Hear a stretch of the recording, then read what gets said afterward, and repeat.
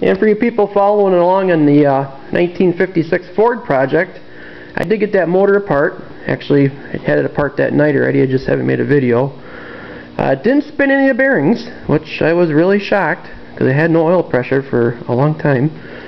But it did score the pistons really bad. It did chew up the crank a little bit in some spots. The crank is savable. It is a virgin crank, so we could probably easily cut it another 30.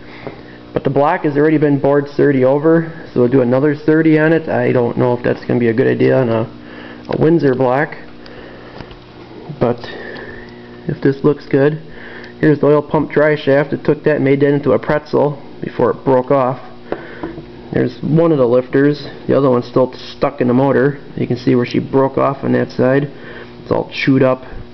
But the oil pump locked up. I don't know if we can see this or not, but you can see the little needle bearing right here. That's what did it. She jammed itself right in the oil pump and twisted this into a knot until that broke off, and that was made for a bad day really quick. So I got another motor. A buddy of mine who's actually a Ford guy, because I'm not, had a couple of motors laying around. This one's out of a mid-80s or early 80s, he said, Ford pickup. Still carbureted. So I'm starting to rip this apart in my spare time.